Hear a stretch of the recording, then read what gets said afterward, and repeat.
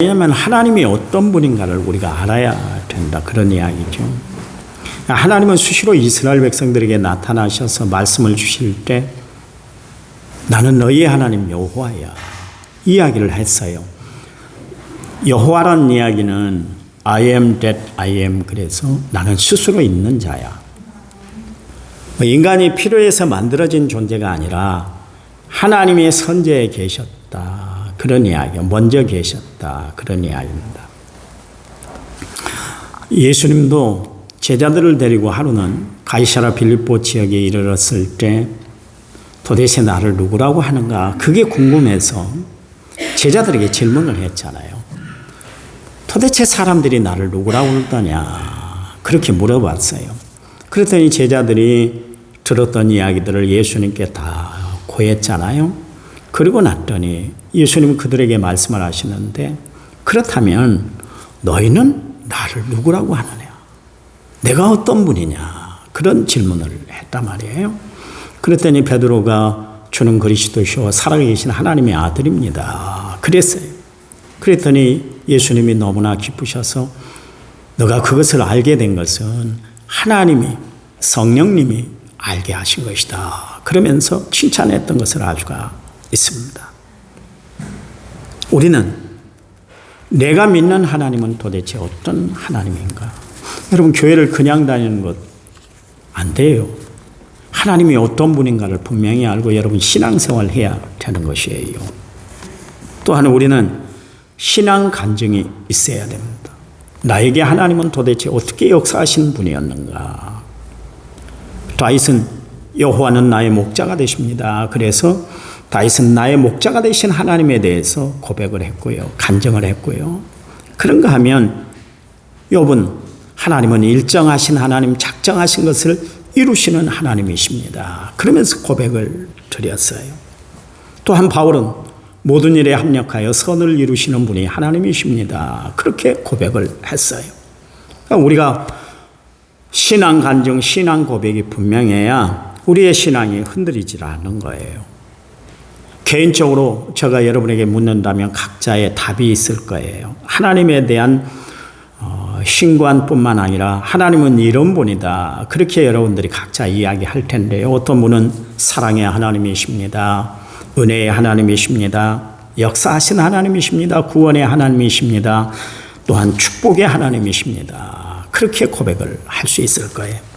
성도 여러분, 신앙생활하는데 그냥 신앙생활하는 것이 아니라 내가 체험한 하나님, 그래서 누가 이야기하더라도 신앙 간증이 분명한 삶을 살아가는 성도들이 되시기를 간절한 마음으로 부탁을 드립니다. 여러분에게 물어요. 하나님이 나에게 그런 하나님이라 여러분이 고백한다 할 것 같으면, 그렇다면 우리는 어떤 사람인가요? 하나님 없이는 살아갈 수 없는 사람들이 우리 아닙니까? 그렇잖아요. 그렇죠. 그렇다면 우리는 어떻게 살아야 될까요? 이 하나님이 우리에게 주신 말씀, 복음 되신 예수 그리스도, 진리가 되신 예수님을 붙들고 살아야 할 사람들인 줄 믿습니다. 세상에 어떤 것 바라보고 세상에 어떤 것 의지하지 말고 오직 하나님만 바라보고 복음 되시는 예수 그리스도를 붙들고 십자가만 붙들고 살아가는 믿음의 성도들이 돼야 돼요. 오늘 여러분 교회에 오자마자 어떤 기도를 하셨어요? 오늘 새벽에도 제가 그런 이야기를 했습니다만, 저는 새벽에 늘 교회를 나올 때마다 하나님 앞에 세 가지를 이야기를 한다고 했는데, 그 중에 하나가 뭐냐면 하나님 나에게 오늘도 생명 주심을 감사합니다. 그래요. 여러분, 생명 그저 얻는 것이 아니에요. 하나님이 주셨기 때문에 생명을 얻고 살아가는 거예요. 하나님이 나를 지켜주셨기 때문에 그 생명 지탱하고 살아가는 거예요. 내가 건강하게 체력 관리를 잘했기 때문이 아니에요. 하나님이 나를 지켜주신 연고인 줄 믿으시기 바랍니다. 여러분, 바쁜 중에도 피곤한 중에도 주의 전에 나왔잖아요. 하나님이 나에게 발걸음을 움직이고 또 마음을 움직여 주셔서 주의 전에 나오게 하신 것을 또한 감사하며 살아가시기 바랍니다. 제가 하나님 앞에 감사할 수밖에 없는 것이 뭐냐면, 내가 어두운 가운데 처해 있을 때 주님은 나에게 나타나셔서 빛으로 나를 인도해 주셨기 때문에 그렇습니다. 오늘 본문에 보면 예수님이 우리를 향해서 말씀하시는데 너희는 세상의 빛이다 그랬어요. 이것이 성도의 정체성이요. 하나님이 우리를 부르신 이유는 뭐냐면 세상의 빛으로 사용하기 위해 세상의 빛된 삶을 살아가게 하기 위해서 하나님이 우리를 부르셨어요. 왜 하나님이 예수님이 우리를 세상의 빛이라고 그랬을까? 빛의 사명을 다하고 살아라. 그래서 우리에게 너희는 세상의 빛이다 그랬어요. 여러분, 빛은 뭡니까? 어둠을 밝히는 것이 빛 아닙니까? 밤이 아무리 칠흑같이 어둡다 할지라도 아침에 태양이 뜨면 그 어둠은 다 사라지고 마는 거예요. 캄캄한 지하실에 촛불 하나만 있어도 어둠은 다 사라지게 돼 있습니다. 지금 우리가 발딛고 살아가는 이 세상은 타락한 세상, 어둠의 영이 함께하는 세상, 마귀의 지배가 함께하고 있는 캄캄한 세상 아닙니까? 그런데 우리를 빛으로 부르신 이 세상 살아가는 우리를 빛되게 하셨다 이 이야기는 다른 거 아니에요. 우리를 통해서 어둠을 걷어내고 살아라. 하나님이 그래서 우리에게 너희는 세상의 빛이야. 그렇게 이야기를 하신 거예요. 여러분, 빛은 우리의 사명이에요. 우리에게는 더 이상 어둠이 없어야 되는 거예요. 원망과 불평을 가져다주는 어둠의 영을 걷어내고 살아가는 성도들이 되시기 바랍니다. 나를 좌절케 하고 실망케 하는 어둠의 세력을 물리치고 살아가는 성도들이 되시기 바랍니다. 세상의 빛이라고 그랬으니까 여러분 더 이상 어둡게 살지 마세요. 밝게 사세요. 밝게 살아야 돼요. 예수님은 죄악과 마귀로 캄캄한 이 세상에 어둠을 걷어내기 위해서 친히 육신을 덧입고 이 땅에 오셨잖아요. 요한복음 8장 12절 말씀에 예수님이 나는 세상의 빛으로 왔나니 나를 따르는 자는 어둠에 다니지 아니하고 생명의 빛을 얻는다 그러십니다. 여러분, 예수님이 빛으로 오셔서 어둠의 세력, 악한 마귀의 세력을 결박하고 또한 우리로 하여금 승리하게 하셨어요. 그래서 예수 믿는 우리는 더 이상 악한 종의 마귀의 밥이 되는 것이 아니라 하나님의 자녀, 빛의 자녀가 됐어요. 그 빛 때문에 우리는 사망의 생명으로 옮겨지는 존재가 됐어요. 그래서 천국 백성이 돼서 영생을 누리고 살아가는 하나님의 거룩한 백성들이 된 줄 믿으시기 바랍니다. 오늘 16절 말씀에 예수님이 이렇게 이야기하셨잖아요. 이같이 너희 빛이 사람 앞에 비치게 하여 그들로 너희 착한 행실을 보고 하늘에 계신 너희 아버지께 영광을 돌리게 하라 그러십니다. 이사야서 10장 1절 말씀에 보면 일어나라 빛을 발하라 이는 내 빛이 이르렀고 여호와의 영광이 내 위에 임했기 때문이다 그러십니다. 에베소 5장 8절 말씀에 너희가 전에는 어둠이더니 이제는 주 안에서 빛이라 빛의 자녀들처럼 행하라 빛의 열매는 모든 착함과 의로움과 진실함에 있다 그렇게 이야기를 하고 있습니다. 여러분, 정말 나는 빛을 바라고 살아가고 있는가? 나는 빛의 열매를 많이 열매 맺고 살아가고 있는가? 오늘 이 아침에 다시 한번 우리의 삶을 반추하는 그런 시간이 되시기 바랍니다. 또한 빛은 생명을 가져다 주는 소망이에요. 빛은 모든 생명체를 살리는 것입니다. 교회 안에 있는 그 화분들이 있었어요. 예배 끝나면 이제 다 밑에다 놓고 아침에 일찍 물을 줍니다. 저 밑에 1층 예배실에 있는 그 큰 나무도 밖으로 냈어요. 왜냐하면 안에 너무 어둠 가운데 있으니까 이게 시들시들하는 거예요. 근데 밖에다 내놨어요. 그랬더니 무슨 작용이 일어났어요? 광합성 작용이 일어나가지고 그 나무가 살아나더라. 원기가 회복되더라. 그런 이야기예요. 여러분, 생명을 살리는 것은 이처럼 식물에서만 존재하는 것이 아니라 이 우주 안에 있는 모든 생명체에게 다 필요한 것이에요. 자연적인 빛도 생명을 살려낸다 할 것 같으면 인간의 영혼을 살리는 영적인 빛인 예수님은 세상의 무엇과도 비교할 수 없는 귀한 빛인 줄 믿으시기 바랍니다. 그래서 예수님이 가시는 곳마다 어둠의 세력이 물러가고 절망의 소망으로 죽음에서 생명으로 움트는 역사가 나타났잖아요. 그렇잖아요. 예수님이 거라사 지방을 갔을 때 근데 귀신 달린 사람이 그 자유함을 얻게 됐잖아요. 7 귀신 들렸던 막달라 마리아가 고침을 받았고요. 38년 된 병자가 일어나는 역사가 나타났고요. 야이로의 딸과 나인성 가부의 아들 그리고 예수님의 친구였던 죽은 나사로가 살아났지 않습니까? 악한 마귀 세력에 짓눌러서 절망하고 죽어가던 사람에게 빛 대신 예수님이 저들과 함께 하니까 그들에게 소망과 은혜의 역사가 나타났더라. 그런 이야기입니다. 여러분, 우리에게 빛으로 오신 예수님이 우리를 선택해서 어두운 죄악과 마귀의 세력에서 우리를 구원하신 후에 너희는 세상의 빛이다 하신 것처럼 여러분, 예수님의 빛을 전하는 통로로, 전도자로 우리가 사용돼야 될 줄 믿습니다. 사마리아 우물가의 여인을 보세요. 그 여인은 예수님을 만나기 전에 철저히 어두운 가운데 살았어요. 남자들이 통 마음에 안 들었던지 5 남자를 갈아치우고 지금도 6번째 남자하고 살고 있는데 이게 만족이 없는 거예요. 만족이 없는 거예요. 그런데 빛 대신 예수님을 만남으로 말미암아 그녀가 변화가 됐잖아요. 그리고 물동이를 걸어두고 동네에 들어가서 빛 대신 예수를 증거하기 시작했습니다. 안드레는 자신의 형이었던 베드로에게, 빌립은 친구 나다나엘에게 빛 대신 예수님을 소개했던 것을 알 수가 있습니다. 여러분, 너희는 세상의 빛이라 하신 예수님의 말씀은 너희는 세상에 정말 예수의 생명을 가지고 있을 뿐만 아니라 이웃에게 생명을 나누고 살아가는 사람이 되라고 주님이 우리에게 주신 거룩한 미션인 줄 아시기 바랍니다. 빙점이라는 소설을 쓴 일본의 여류 기독교 소설가인 미우라 아야코를 여러분 잘 아시잖아요. 그녀는 한때 척추에 이상이 생겨서 침대에서 누워서 지내야만 했었습니다. 그녀는 병상에 누워서 곰곰이 생각을 했어요. 내가 이렇게 척추를 다쳐서 꼼짝 못하고 이렇게 내가 가만히 누워만 있는데 이 기간 동안 내가 해야 할 일이 뭘까? 내가 할 수 있는 일이 무엇일까? 그것을 생각을 했어요. 그랬더니 멋진 생각이 떠올랐어요. 그래, 내가 만나는 사람들에게 언제나 밝은 인사를 하자.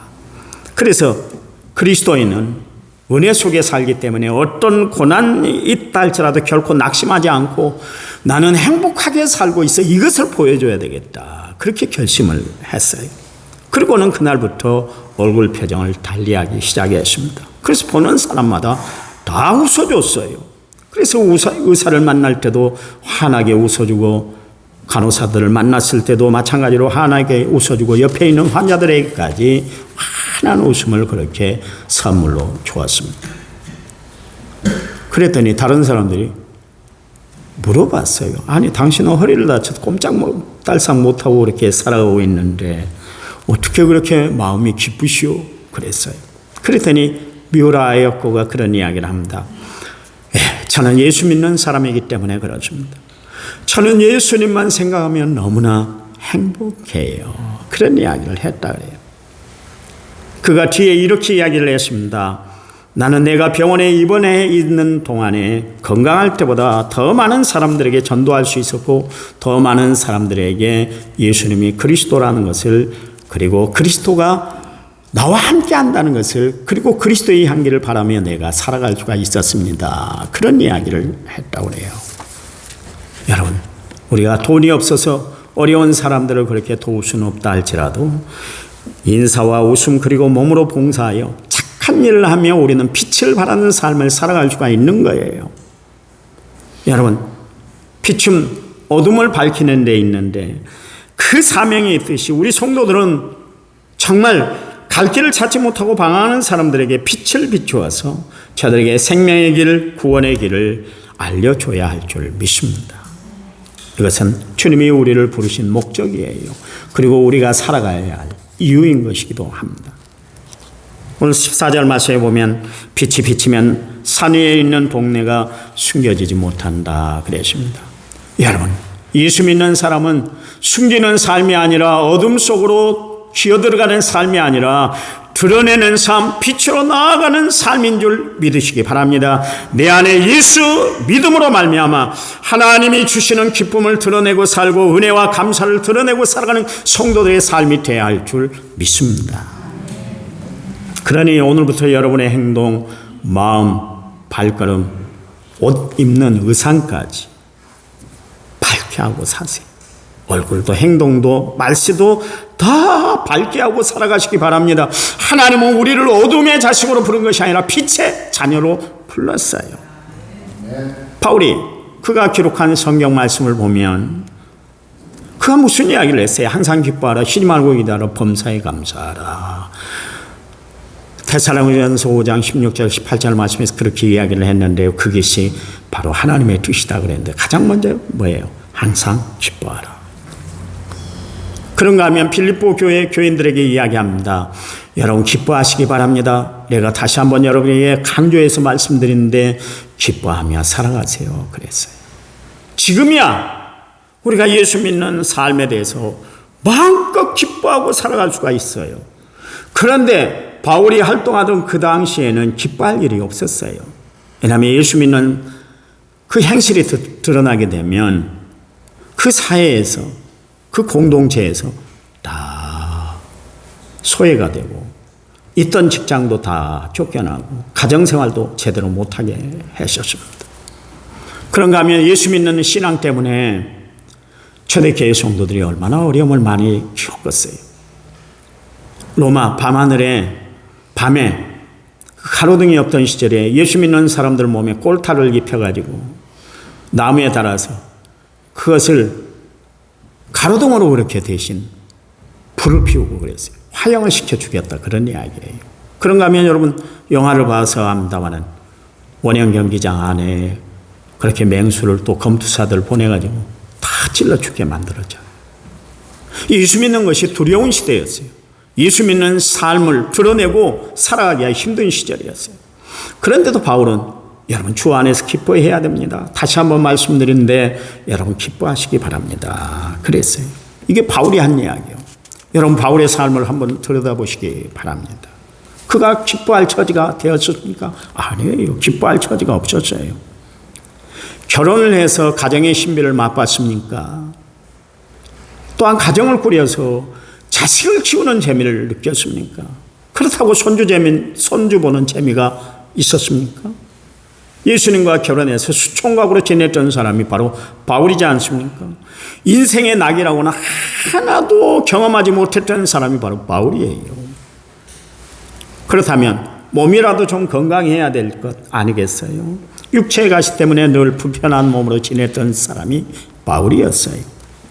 주의 일들을 감당해 나가는데 몸이 불편하던 것이 얼마나 지장이 많았던지 하나님 앞에 3번씩이나 간절히 기도했던 것을 알 수가 있습니다.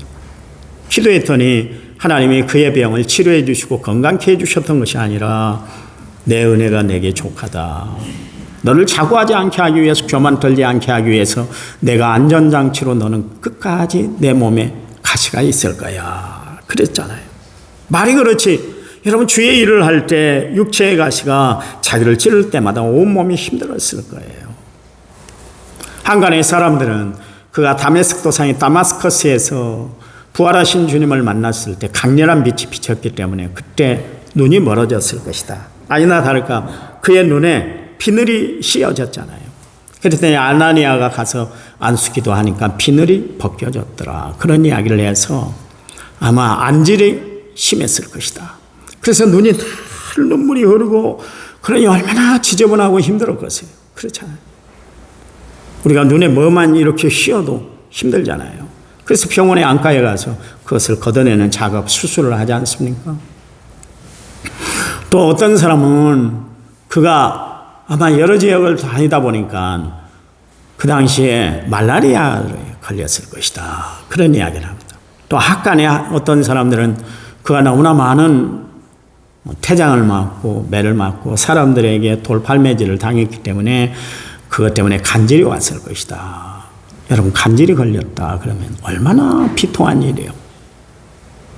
내가 이야기했잖아요. 간질병 환자가 학생이 있었어요. 지금 뭐 청년이 돼서 결혼했는지 모르겠습니다만 전에 있던 교회 청년이 간질병에 걸린 청년이 있었어요. 학생이 있었어요. 예배드리는데 저 뒤에서 화당 그래요. 제일 뒷자리에. 그 자리에서 그냥 쓰러져가지고 의자 밑으로 팍 떨어져 버린 거예요. 예배드리니까 난리가 났잖아요. 난리가. 바울이 복음을 전하다가 갑자기 막 쓰러져서 막 이를 바득바득 걸고 개법금을 내는 거예요. 성도들이 그 모습을 봤을 때 얼마나 창피했겠어요. 자기는 몰라요. 무슨 일이 벌어졌는지.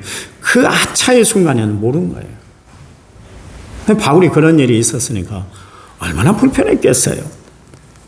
또한 들려오는 소식에 의하면 바울을 죽이지 않으면 밥도 안 먹고 잠도 안 자겠다는 그런 결사대회, 사생결단을 내린 유대인들이 40명이 있다는 그 소식을 전해 듣고 얼마나 치가 떨렸겠어요. 사방 좌우를 둘러봐도 어디 마음둘 곳이 없었고 심지어 자기가 전도해서 예수를 믿게 된 교인들이 그에게 험한 말을 하기 시작을 했어요. 억울한 소리를 다 들었어요. 그런 일들을 다 신경 쓰다 보면 바울이 얼마나 스트레스가 컸겠어요. 그런데도 바울은 기뻐했다 그런 이야기예요. 우리하고 차원이 다른 상황 속에서도 바울은 기뻐했어요. 왜요? 그에게는 세상이 빼앗아갈 수 없는 하나님의 은혜가 그의 마음을 가득 채우고 있었기 때문에 그렇습니다. 하나님의 평강이 바울의 마음을 꽉 사로잡아 주니까 그의 마음이 기쁨이 넘쳤더라 그런 이야기입니다. 그래서 바울은 수시로 이런 이야기를 했잖아요. 너희 안에 이 마음은 풍라고 그리스도 예수의 마음이다. 그런 이야기를 했습니다. 여러분, 바울의 마음을 붙잡아 주신 성령이 그와 함께 하셨기 때문에 바울은 흔들림 없이 주의 일들을 감당해 나갔던 것을 알 수가 있습니다. 성도 여러분, 지금 여러분 마음을 어둡게 하고 잘망케 하고 힘들게 만들고 실망하고 실족하게 하는 것 절대로 성령이 주시는 역사가 아니에요. 마귀는 우리로 하여금 어떻게 해서든지 하나님과의 관계를 끊으려고 하고 하나님과 이어져 있는 이 끈을 끊으려고 난리법석을 치고 있습니다. 그러나 하나님은 언제나 우리를 붙잡아 주시고 은혜와 사랑으로 우리와 늘 함께 하시는 줄 믿으시기 바랍니다. 이사야서 60장 1절 말씀 아까 제가 읽어드렸잖아요. 하나님이 바벨론 포로 생활을 하던 이스라엘 백성들 어둠의 깊은 터널에 갇혀서 옴짝달싹하지 못하고 살아가고 있을 때 하나님이 저들에게 주신 말씀이 뭐냐면 일어나라 빛을 발하라. 일어나라 빛을 발하라. 유대인들아 내 자녀들아 일어나라.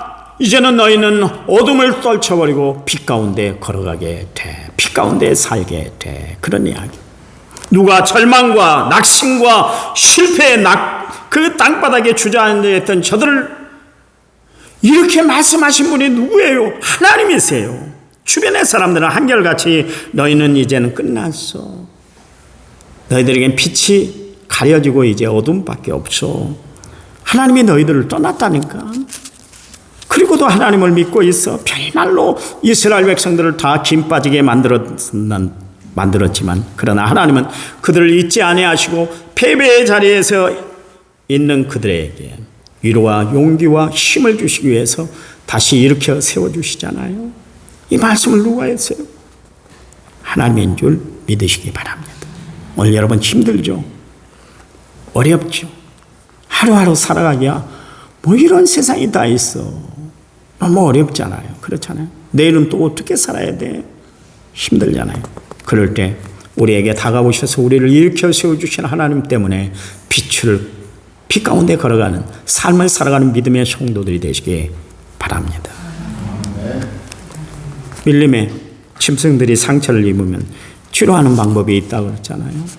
상처를 햇빛에 노출시키면 자가치료가 되는 거예요. 그러면 치료가 돼요. 우리 마음에 우리의 삶에 상처가 있으면 빛 대신 예수님께 그것을 가지고 나오면 여호와 라파 치료의 강선 대신 하나님의 빛이 나를 치료해 주시고 나에게 건강을 하나님이 허락해 주실 줄 믿으시기 바랍니다.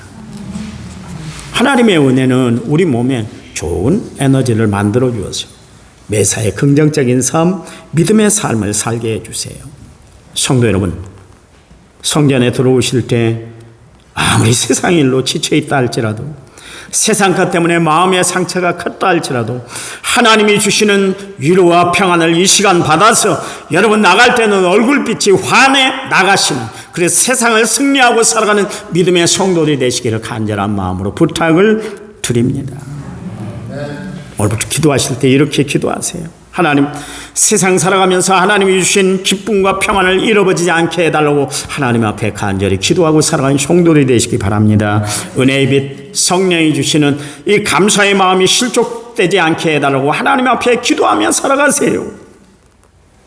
여러분, 우리가 예수를 믿기 전에 하나님 없이 살았을 때 그 모습에 대해서 바울이 에베소 4장 18절 19절 말씀에서 이렇게 표현을 해놨어요.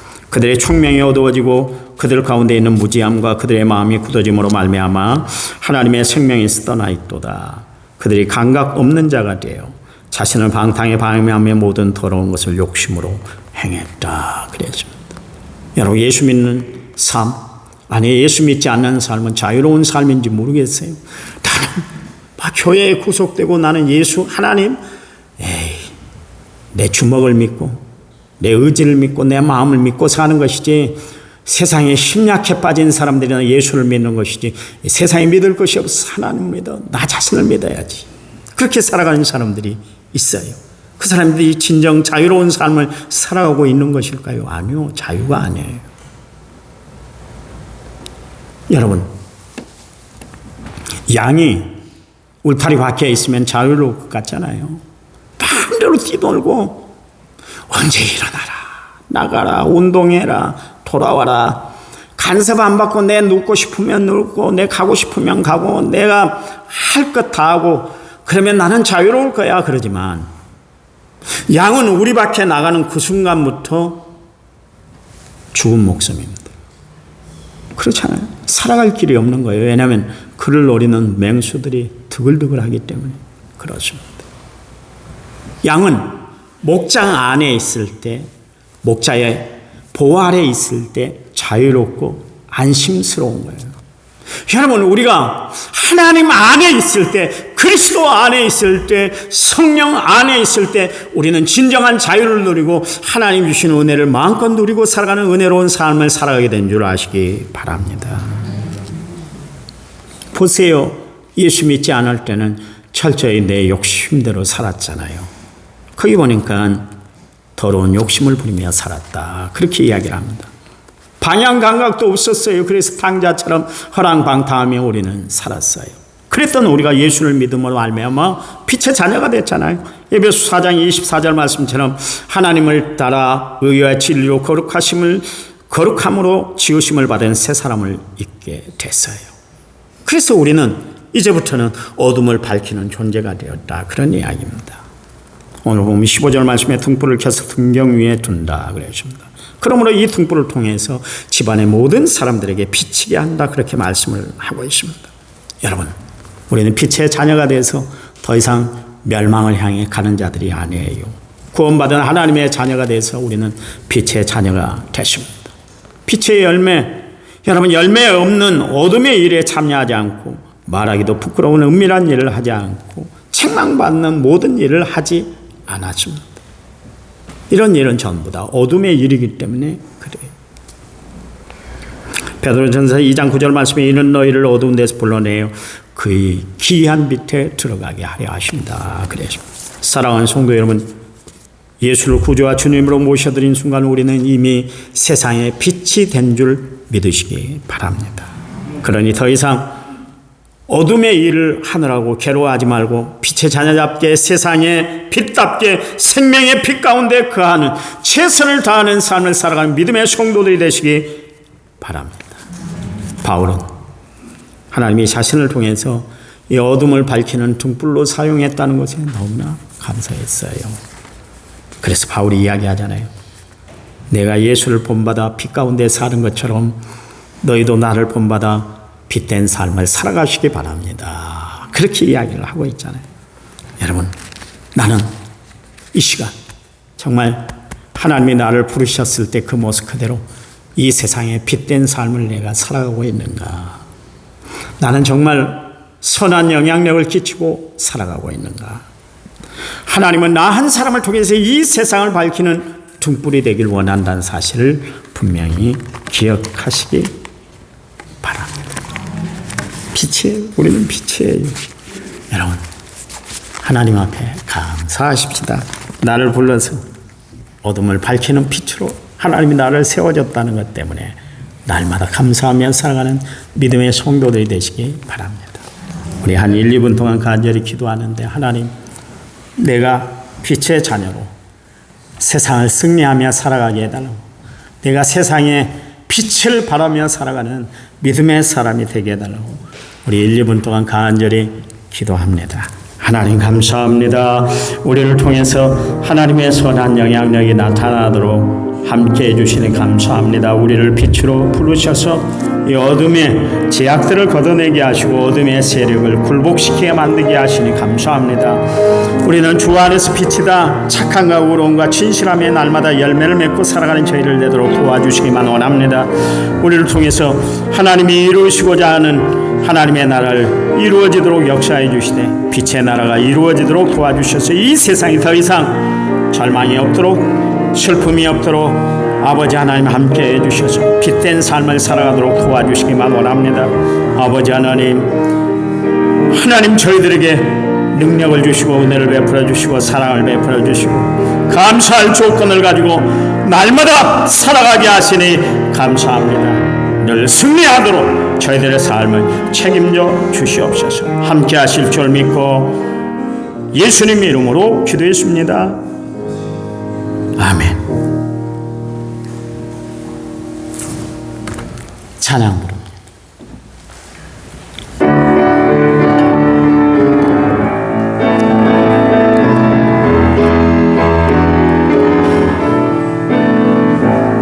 나의 힘이 되신 여호와, 주님을 사랑합니다. 주는 나의 반석이시며 나의 요새시라. 주는 나를 건지시는 나의 주, 나의 하나님, 나의 피할 바이시오 나의 방패시라.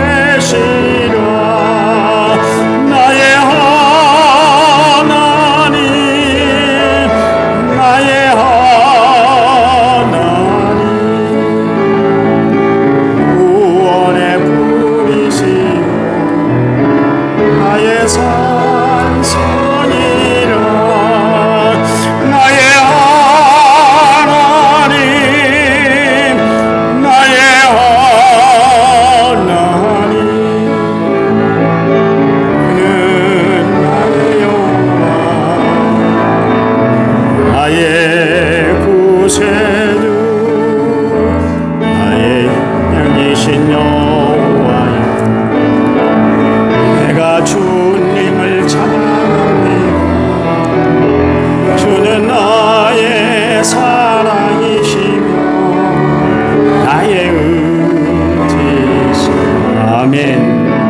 주는 나를 이끄시오 주의 길을 인도하시며 나의 생의 목자 되시니 내가 따르리라. 나의 하나님, 나의 하나님, 명예 면류관으로 씌우소서. 나의 하나님, 나의 하나님, 그는 나의 여호와, 나의 구세주. 이제는 길이요 진리요 생명 되신 우리 주 예수 그리스도의 은혜와 하나님 아버지 지극하신 사랑과 위로력 평안의 충만한 역사 오늘 말씀을 받는 모든 성도들 위해 이제부터 영원토록 함께 하시길 간절히 축원하옵나이다. 아멘.